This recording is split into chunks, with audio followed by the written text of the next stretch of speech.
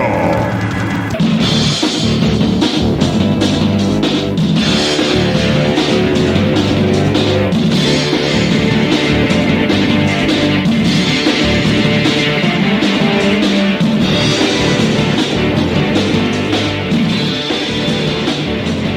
Welcome back, my friends, to the InObscuria podcast, a podcast where we exhume obscure rock and punk and metal, and we put them in one of three categories: the lost, the forgotten, or the should have beens. My name is Kevin Williams, and over there, dun, dun, dun, Mr. Robert. Welcome back, Kevin, for Thanksgiving. Mr. Robert Harrison.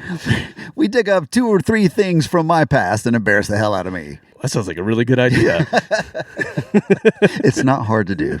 What's going on, man? We took a little break. We're back. Yeah. It feels a little weird, actually. I was like, what button do I push? I know. We only missed one episode. We missed 1 week. And it feels like a month or two. We're going to be a little rusty today, but yeah. I had my last, a really good gourmet meal tonight. Did you smell it when you walked in? I did not. You didn't smell it? No. Man, my whole kitchen Maybe smells. I have COVID. No! Oh, get the hell out! No, we've been there. You gave it to me before. Sorry about the smooches. I was looking through the fridge, and I had a few more. I've been subsiding on leftovers since last Thursday. Eating great every day. Leftovers from Thanksgiving, and then today there's just a few left, and I'm kind of looking at it, going, 7 days. Yeah. 7 days. I don't know any more about this, and I've been there with the food poisoning thing a couple of times. So, hey, Mom, what was the green stuff on the dressing? Well, it's a turkey smell funny. So I decided not to do that. I was smart. I was like, okay, don't do it, Robert. You've done this before and you regretted it. So I opened the freezer because I don't have any other food. I'm like, okay, there's got to be something in the freezer. Lo and behold, I found last year's Thanksgiving dinner. Close. One of the worst meals I've had recently, I had tonight, but it was good. It was like good in a bad way. Uh-oh. I found a bag of pigs in the blanket. Pigs in the blankets. All right, there's two things we need to explain. Yeah. So for those who are not US-based listeners, last week we had our Thanksgiving holiday, which is when we celebrate us giving the Indians pneumonia, acquiring some real estate up in New England, and giving them disease. No, it's when we celebrate a feast together with the natives, the pilgrims, and the natives. Yes, I still really don't understand the whole thing, but they taught us in school, and all I cared about was, hey, we're eating lunch later. We eat turkey and lots of different side items and get really bloated and fat, which is what we do as Americans. We basically celebrate, gluttony. We celebrate gluttony. To be thankful for the fact that we figured out how to go from east to west on a ship, and that was the big deal. But yeah, so I made a meal out of frozen pigs in the blanket. Somebody basically left it in my freezer. Now you need to explain pigs in the blanket. Yeah, it's basically a hot dog wrapped in dough. And somebody apparently brought these to my house for a party and didn't use them. Is there cheese in it or no? No, there's no cheese. You can put cheese on them. That's gourmet. No, see, pigs in a blanket. See, my mom used to cut the hot dog in half, and then she would slice it down the middle and stuff cheese in it. Wait, cheese or cheese food product? Like Cracker Barrel cheese food product. Yes, it is. Yes, that's like Cheese Whiz. Yes, like Cheese Whiz. So but it's hard, and she would shove that in the middle and then wrap it up. So it's that even is gourmet. Better for you. Yeah, no, you've got like 3 of the 4 food groups there. You could live off of that. So no, I just dumped a whole thing into the air fryer, and that was my dinner tonight. So it was pretty bad. That'll come back and haunt me later, I'm sure. But yeah, so going from eating like a king for a week, then eating like a redneck for one last meal. So yeah, I'm going grocery shopping tomorrow. Gotta get some real food. All right. Did you stay in town? No, man. I went. You went to I actually could have COVID because I went to Florida. Oh, that's I went right. to your home state. Yes.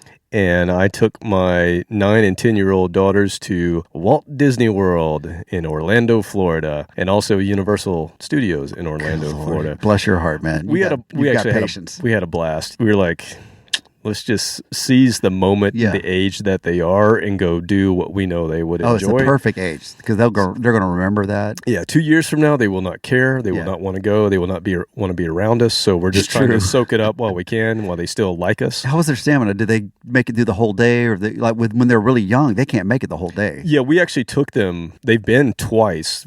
The first time, one of them was a baby. We got forced into going. We didn't really want to, but that's a different story. And then the second time, they loved it, but they were just too little to enjoy the full day Yeah. and to enjoy all the rides. This time, no height restrictions whatsoever. They could get on everything. And my one daughter, who doesn't even like rides, she's so competitive with her sister that she went on every single roller coaster just to prove to her sister that she could do it. Oh yeah, it's So the she's younger, like, if that's the Noelle's younger doing it, one. I'm doing it. That's the younger one. Yeah, my nephews were like that. The younger one was just no fear whatsoever. As soon as we would get on the roller coaster, she would squeeze my hand as hard as she could, put her head down, and not see anything until we stopped.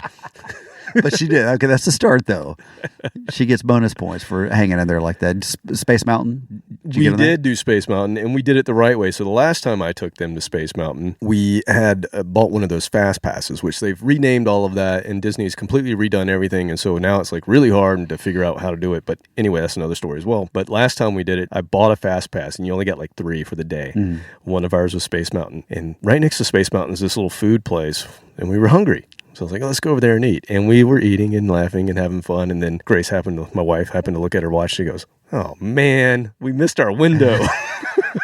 Oh, no. We didn't even get to Space Mountain because it's like a 90-minute wait. Oh, yeah. You had to stay in line with the other schlubs. No way. So this time we got the pass and we walked through this line. And honest to God, it felt like we walked for 2 miles past people who were standing in line before we got up to the very front. Fast pass, cutting in line. How you doing? I got a VIP here. VIP. And I was wondering, how do they keep people from just jumping over? Well, they scan you when you get in the door, and they scan you before you get on the ride. So you get double scanned. You get double scan, and if you don't scan, I guess they kick you out, all the way back to the back. Yeah, the security, you don't mess with that security there. You don't mess with those Disney people. No, man. I got yelled at when I was, 12 or something. I think we were there, and I was on Mr. Toad's Wild Ride, which I don't think they have anymore. No, they don't have that anymore. But it was just cars on a track, and I still managed to almost wreck one of the cars, even though it was on a track. And somebody just the ride stopped, and the wall opened up, and somebody jumped out and went, "Stop that!" Yeah, that sounds like you. Well, after you get arrested at Disney, go listen to Pot of Thunder, Cobras and Fire, Growing Up Rock, Slamfest Podcast, Decibel Geek, A to Z Radio, Metal Up Your Podcast, The Hustle, Disciples of the Watch, Podcast Rock City, State of Amorica, Rock Strikes 10, Potter Than Hell, Podkiss, The Kiss Room, Ages of Rock, Retro Zest Podcast, The Synaptic Empire, and Monty's Rockcast. Come visit us at InObscuria.com. Like us, share us, recommend us. Facebook, Twitter, Instagram. Do we have any reviews, Robert? Let me check here. Go through the Rolodex and It flips. I don't even have paper to make sound effects with. Let me check. No, I haven't checked. So no, I don't think so. That would require us to do pre-work, and we're just not doing it. We get comments, but not necessarily reviews. So we need to get an official. I think we're doing excellent. There's our review. Good. Save that. All right. So I'm pretty sure you don't have Disney Plus, right? Which is a channel you have to pay for. You get all sorts of like Marvel and Disney and Star Wars and all that kind of stuff. Honestly, I think I've got a Netflix subscription that I'm borrowing from somebody. Yeah, that's what I figured. And that's it. And I don't even use that. So Disney Plus released, I guess, in the last 2 weeks, they released this whole Beatles. I don't know if you heard about this. Beatles Get Back. I've heard people talking about it, and that's the extent of my knowledge of this thing. Yeah, so apparently there were just over 200 plus hours of footage of the Beatles when they were recording Let It Be. And some of it made it into a movie I'm sure you've seen clips of where they're on the roof. And yeah, everybody's seen that. No, they stole that from you too. Yeah, I know, man.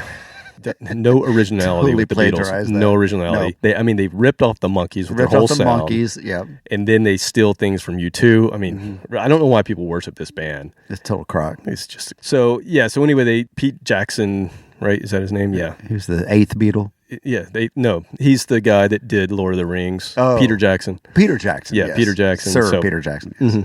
Well, he's he's a Kiwi. Kiwi. Said that, I meant Mr. Peter Jackson. Anyway, he's the one that took all this footage and cleaned it up and has cut it into, I think, a 3-parter. That's each of them are like 2 hours each, so it's still long. I've gotten through 2 of them, but it really got me back into kind of the Beatles and just they do so many takes of these songs, and a lot of them are really silly. And I'm like, God, you guys are just wasting tape.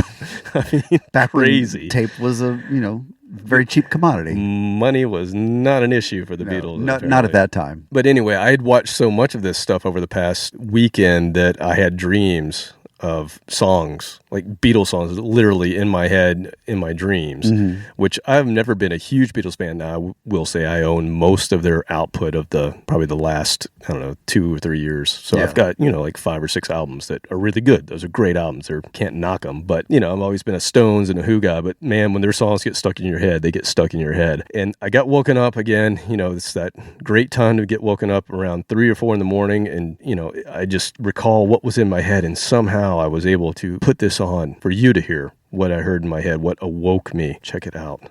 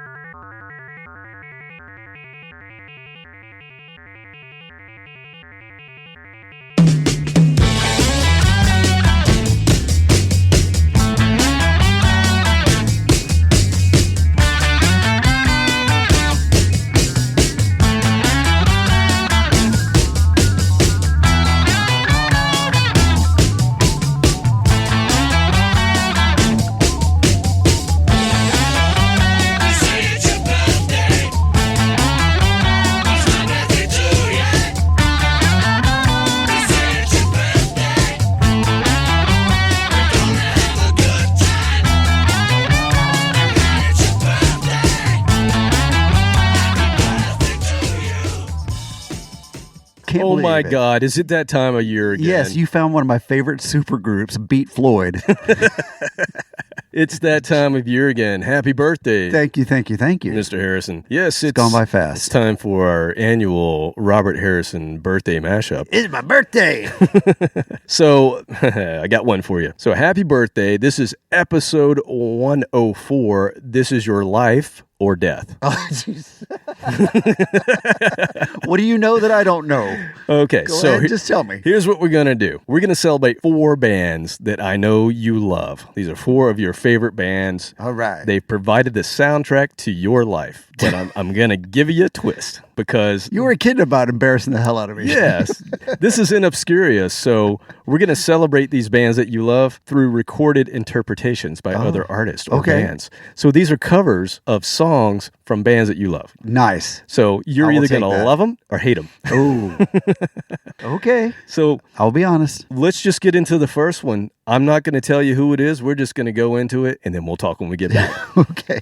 On every Body Count album, we like to pay homage and tribute to a group that motivated and inspired our sound.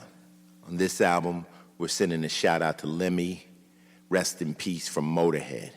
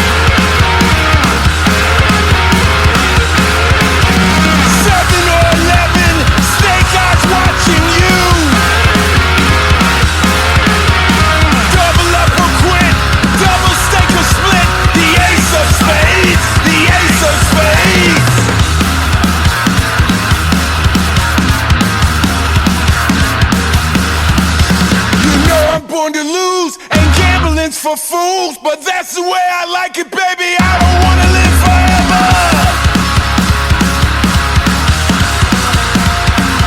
And don't forget the Joker.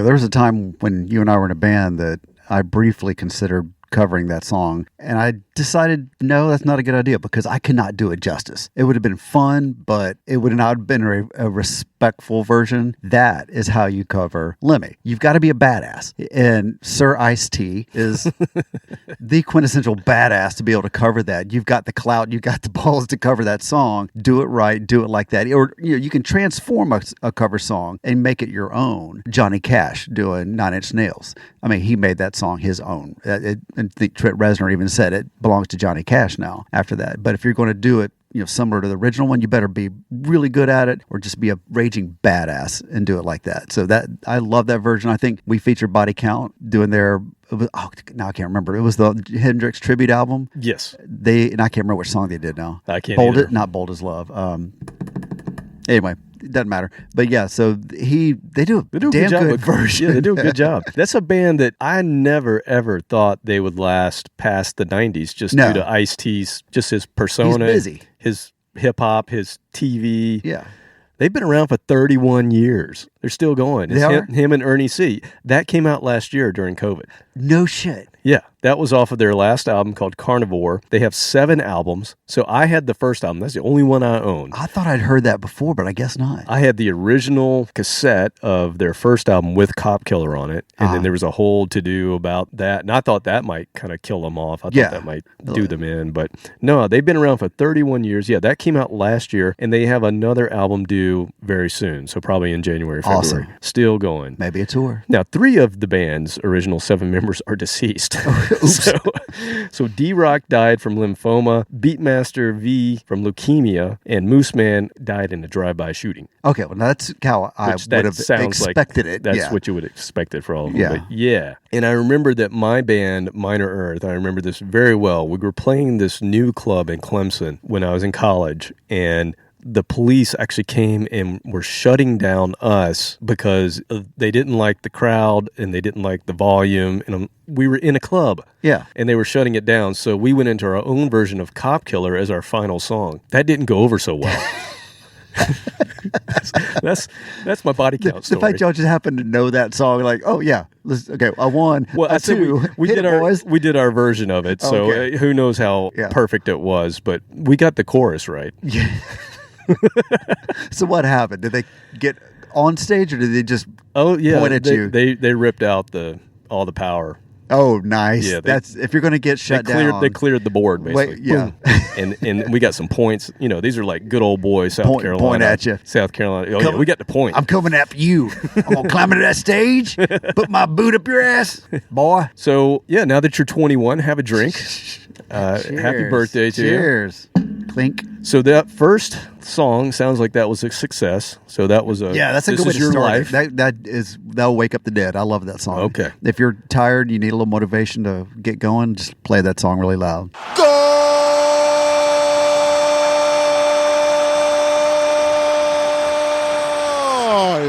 All right, so I'm going to do 2 songs from these 4 bands that I've picked out that I know you love. All right, so the next song we're going to play, we played a little bit of it last year from a different band covering the same song. I totally remember that. So we'll see if you know who this is, and I'm pretty sure you'll know the song, but let's see what you think band, of different this song. No, we played same song. This is a different band covering this song. This song, okay.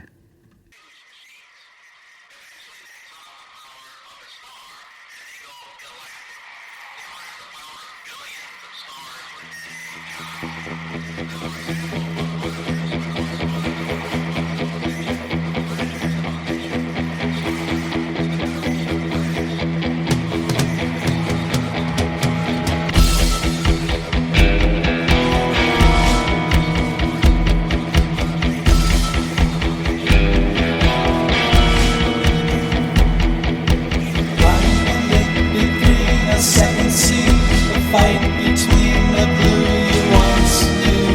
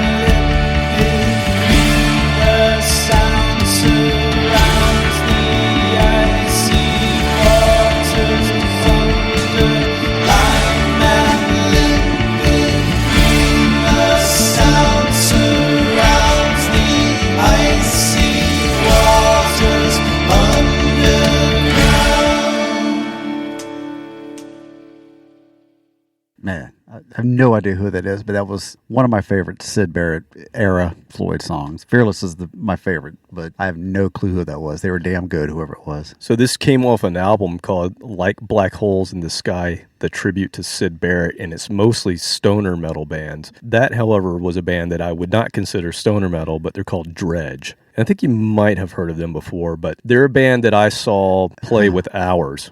We covered Ours a lot on this show, but another band that, like Ours, should have been just huge. Maybe that'll pop up sometime later. Make a note. But they actually sort of split in 2011. They did 5 albums, all great, and then just kind of went away, and they went and joined some other groups, some really good groups. But I just saw an announcement they're back. So we're going to get a new Dredge album, I believe, next year. So we may talk about Dredge next year a little bit. I look forward to that. That was an amazing version of that technically, and everything sounded spot on. Very, very true to the original. Yeah, they didn't try to modify it or update it or anything. They did a really good rendition of it. Now, last year when we played a little snippet of that, it was Pearl Jam's version, because Pearl Jam uses that song, Astronomy Domine, to start a lot of their shows, and they just play like the first minute and a half of it, and then they go into one of their songs. Yeah. I thought you might enjoy that. Yes? I did, yes, All right. immensely.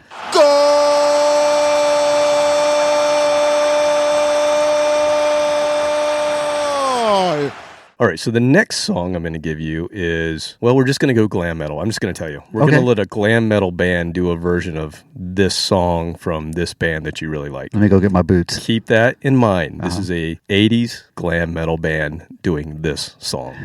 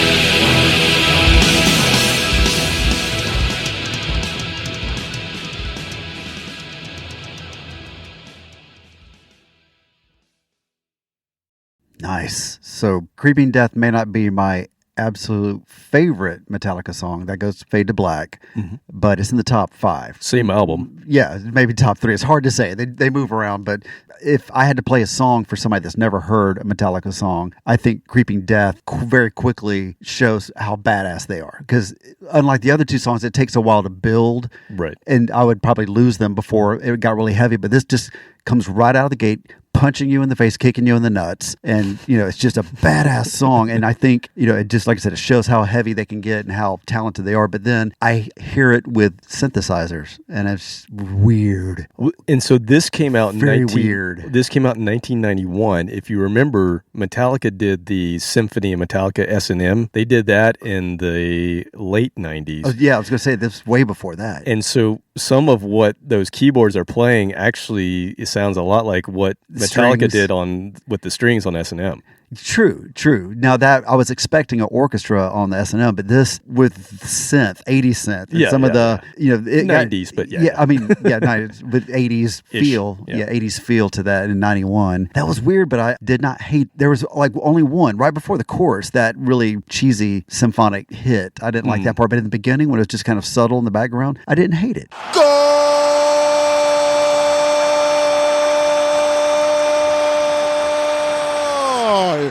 Don't tell James that. Okay. All right. Or Lars. Well, they've sort of done it. Okay. So. Just, I don't want to be cool, Any idea? No. Glam metal band? If you hadn't said glam metal, I would have easily said Dream Theater. But you said glam. And I'm like, glam. No, they weren't really glam. This is a Welsh glam metal band that we've actually talked about before. Wham?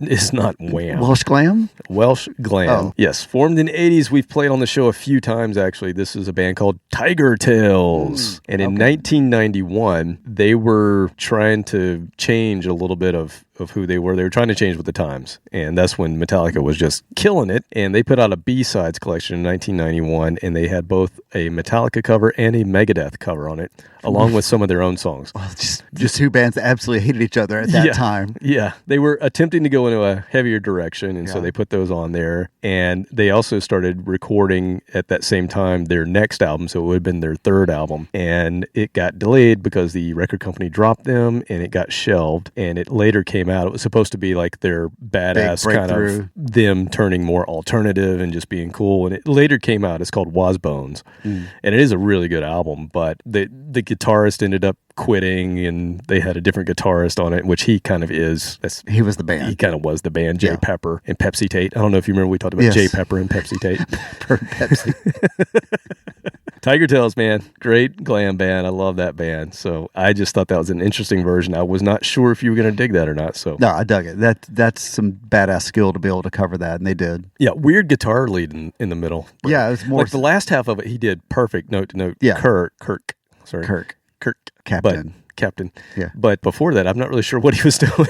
I don't know. So like he was working a synth, the MIDI. Vacuum cleaner, maybe. Yeah, something, turn some knobs on and off. I don't know. Okay, so here is the 4th band that I know that you're a big fan of, and here is a version of a song that you're going to know, obviously, right away. And this one is one of these tribute collabs. So we'll see if you can figure out maybe who the voice is, maybe who the guitar is. I don't know. We'll see. Right.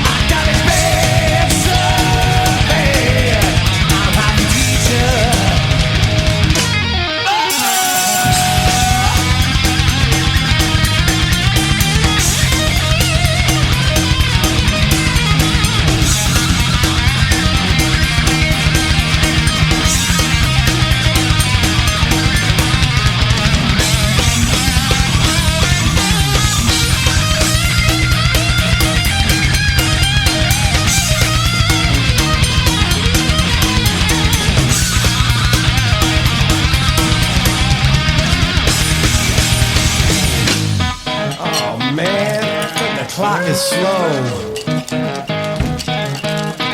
I don't feel tardy. Class dismissed.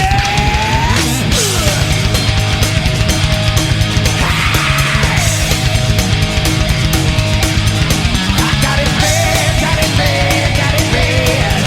I'm hot to teacher.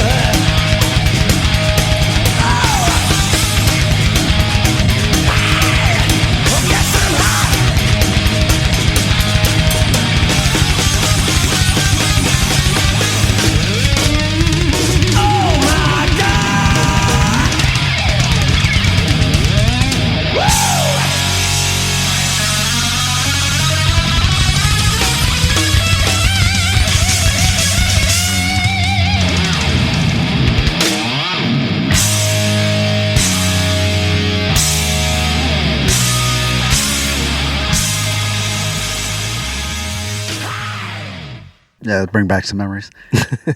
So I have no idea. I know I'm supposed to know who that is. I don't know that you would get it. Right It sounds like two or three bands that I know would never ever cover Van Halen. At first, I'm like Wasp.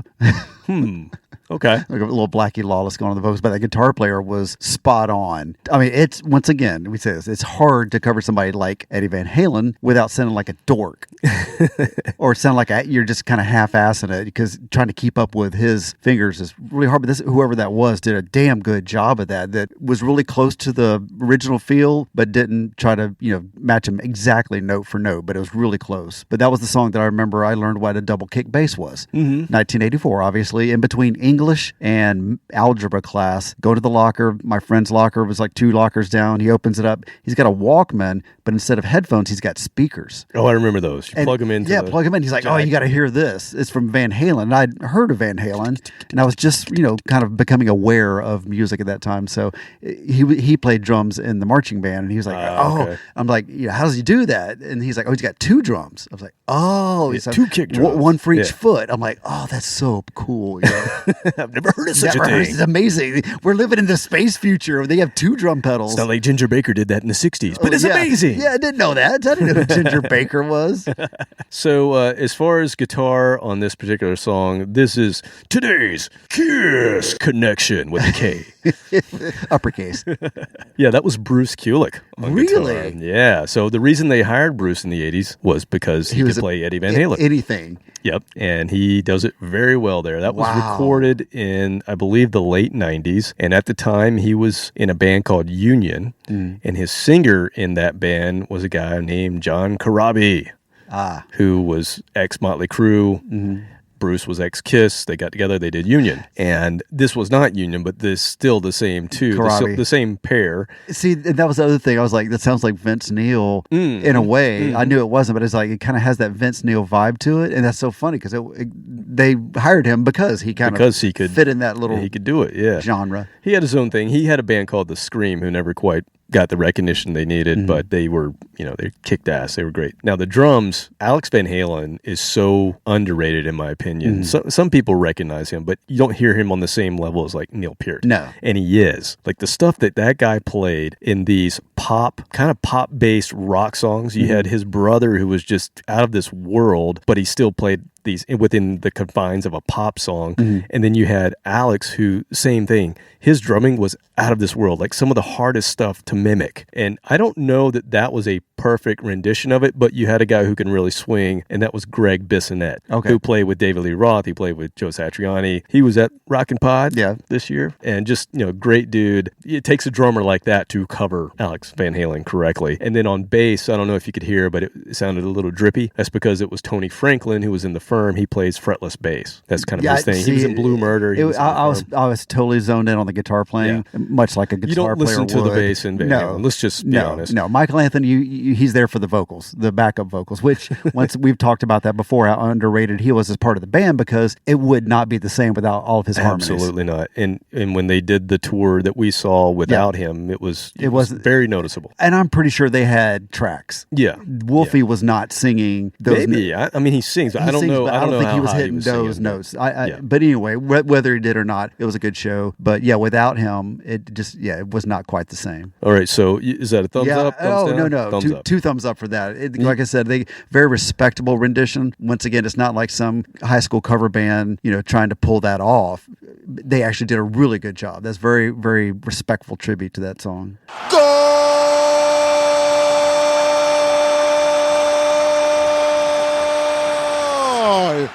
And in your birthday episode, I managed to get our Kiss connection. Yes.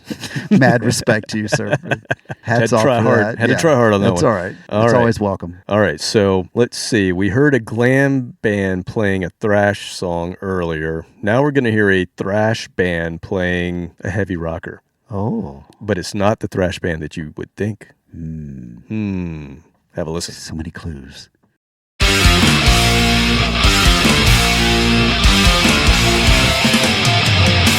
Another town, another place, another girl, another face, another truck, another race. A beating sun, feeling bad, another night, I'm going mad, my woman's sleeping, I feel sad. But I just like the light, the lead, another beer is what I need, another fix, my ears and bleach. We are the road crew. Another child I left behind.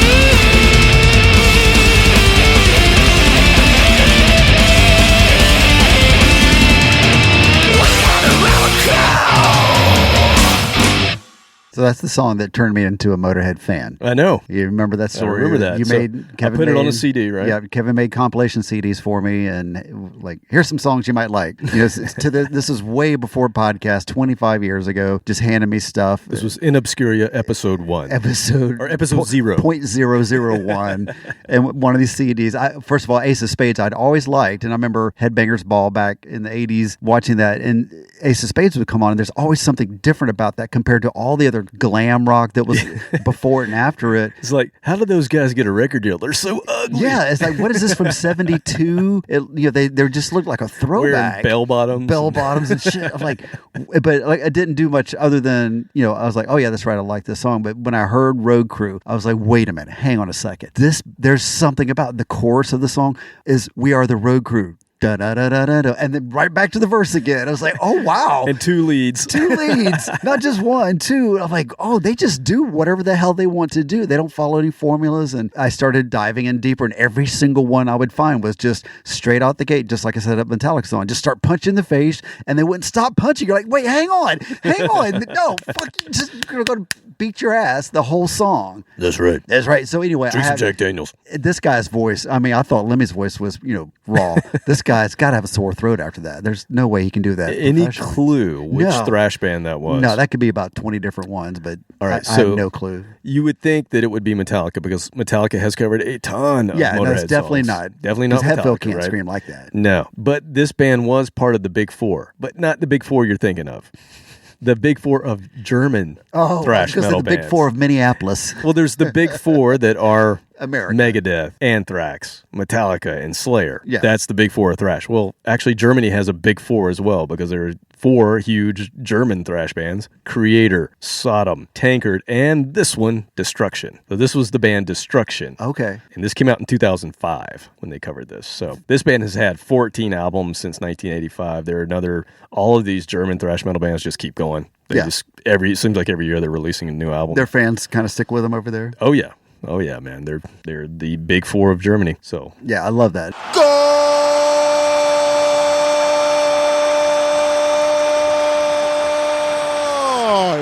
Yeah, as far as covers go, I could tell that was more just them having fun versus, a Pink Floyd cover. You've got to sit and think about and, plan that out. If they know the song, they're like, all right, roll tape.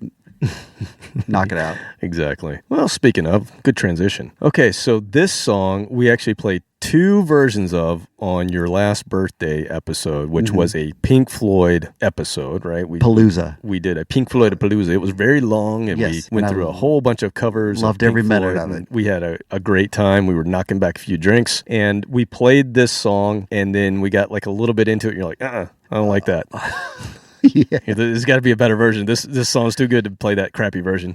And so I found another version, and you liked that one. Well, now I found even another version of this same It's even song crappier. that's different. Oh, We're going to say it's different. blasphemy. So let's see. I don't know about this. Let's see what you think. Don't know.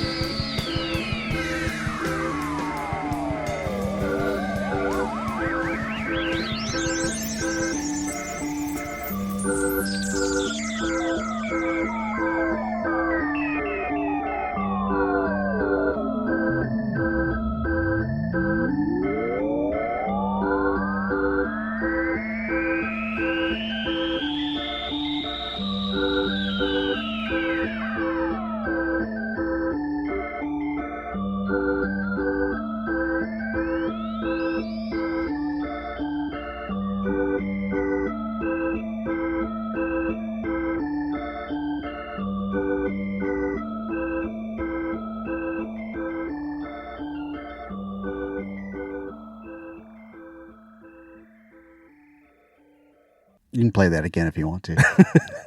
Was that trippy enough for you? That was awesome. That was okay. Was that slower than the original? Like slightly slower? Would you think that was the same? I think it was slightly slower. Okay, because it was definitely sludgier, dirtier, grittier than the original for sure. So the original that's the Nile song Yeah. from Pink Floyd from a soundtrack that they did called More. And we talked about it last year. It's kind of an anomaly in the catalog because More is kind of, just them putting some sounds to a soundtrack and not really trying to create a Pink Floyd album. Right. And it's from the, I guess, late 60s. Do you have 69. that? I have it. I Yeah. need to borrow that. Yeah, it's from 1969. So it's I might David have listened to Gilmour, it. but it sounds very It's Sid Barrett. it's leftover. The feeling of Sid Barrett is still in the room. Yeah. And it's super heavy. Like for Pink Floyd, it's super heavy. Yeah. In fact, it doesn't sound 1969. The guitar tone on the Pink Floyd song is like very much so mid 70s chugging rock song. No, that version right there is what's in my head when I walk into a party. That door opens. I'm wearing my going out clothes, not my working in the workshop clothes, but looking good. Walk through that door. That song right there, that slower, that's playing in my head, and that lasts for about 5 seconds, and all of a sudden it turns into like the Benny Hill theme because I knocked somebody's drink over or trip over something. So yeah, it's just like, damn it! Oh my god! I was looking really cool there for like 5 seconds, and then damn it! I'm gonna go home now. It never works out the way I think it's going to work out. But yeah, that version of that and just that attitude going through that song, there's nothing better than that. I love that.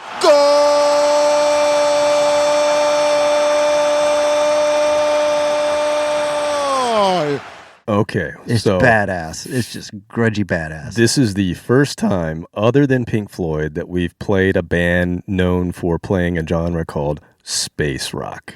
And I was going to say Monster Magnet. Nope. Well, space maybe they're very psyche, but this is what space rock is. You get all those those weird moog sounds and everything in it, and it jams out. So huge fans of Hawkwind. They would love this band, and in fact, this band has collaborated with Nick Turner, who's kind of the main guy in Hawkwind. Of course, we got Lemmy from Hawkwind, but this is a band called Far Flung. They're from LA. They've been around since the 90s, and this came off of a really weird, trippy tribute album that came out in 1995 called A Saucer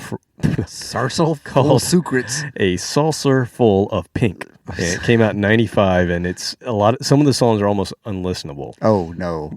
But really? Some of them are really cool, like this one, but there's some bizarre 90s alternative, like way indie alternative stuff, and this little nugget happens to be on that album, and I love it. This, like I said, is our first introduction to space rock. We may be visiting I would love to revisit that. If that's a sample of it, I want to hear more, because I think the heaviness mixed with some of the trippiness at the end there, that's in my wheelhouse. Let's move into the next piece. So we've already heard one song from this band that you love. Here is a totally different take. Okay, now's where we're going to push the limits. Totally different take on this band's song.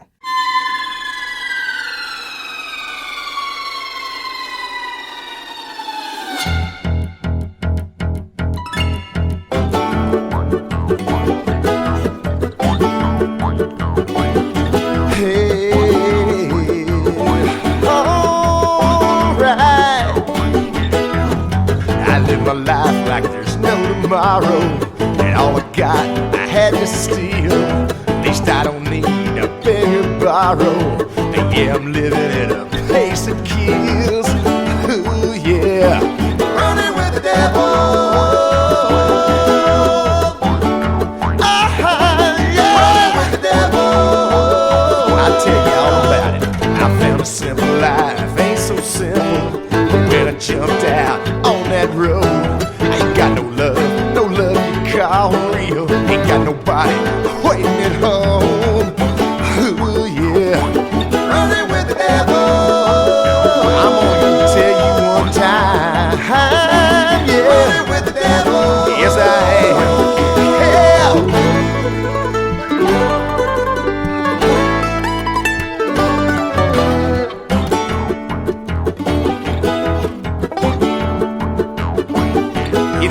I found a simple life, ain't so simple. When I jumped out on that road, I ain't got no love you call real. Ain't got nobody waiting at home. Ooh yeah, running with the devil. God, I'm running home. Yeah, running with the devil.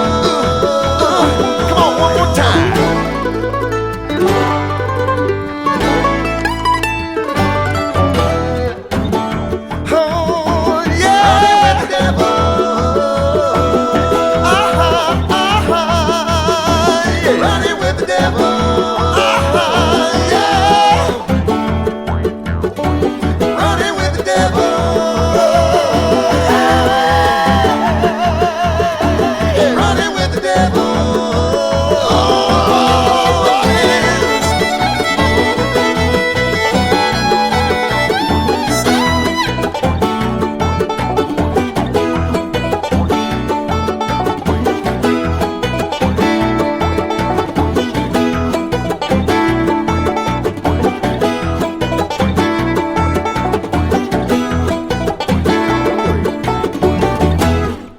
That fit perfectly going from Nile song to that. That's exactly what I'm talking about. So I walk in, got the Nile song playing, but about 5 seconds it turns into Running with a Devil Bluegrass edition because that's exactly, I'm able to be cool and hold it together for just a few seconds and I do something stupid. So that's exactly what I end up looking like. Hey, man, if you're in the Smokies, that is cool. Jeez. Yeah, you know, I got a soft place in my heart for bluegrass.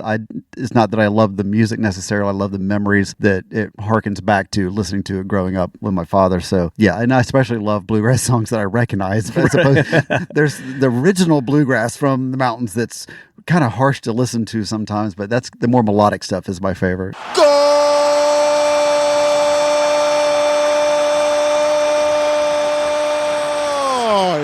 Now, is it just me, or I don't recall there being a juice harp in the original Van Halen? I don't. Michael Anthony pulled it out once in a while. I want one of those now. Why have I never bought one? Do they have those on Amazon? I don't know. Maybe. I'm going to look that it up during the next break. Yeah, so that's a group called Hayseed Dixie. We've talked about them Dixie, before. yeah. We've never played them, but they have a ton of tribute albums. They have full albums, tributes, bluegrass to AC/DC, Kiss, Queen, Motorhead, Aerosmith, etc. So we did the Thrashgrass. We did a while Thrashgrass, back, yeah. which I love that. This band's actually released 16 studio albums and have played over 1,400 live dates in 31 different countries since 2000. I'd go see them live. I would That's too. a fun show. Apparently, a lot of people go see them live. How'd you get hurt? Moshing to bluegrass. Wow. So it's pretty cool.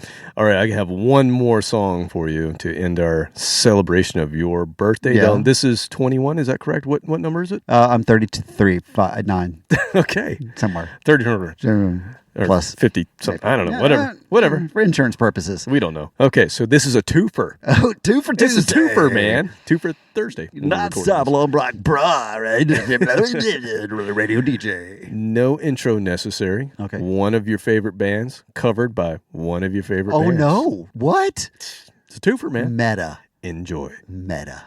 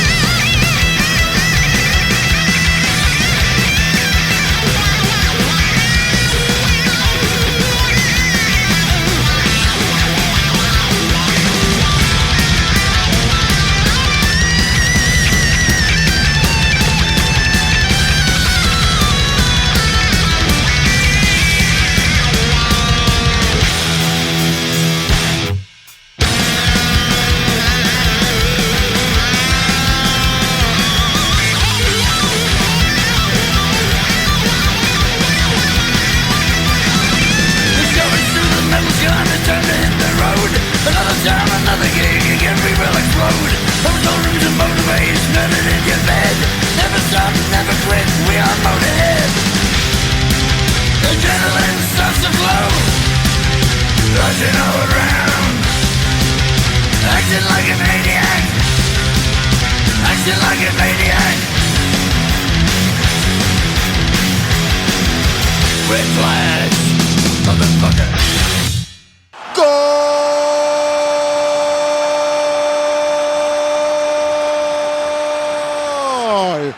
Damn it, I gotta break something. Where's it? Motherfucker. Where's something? Hang on.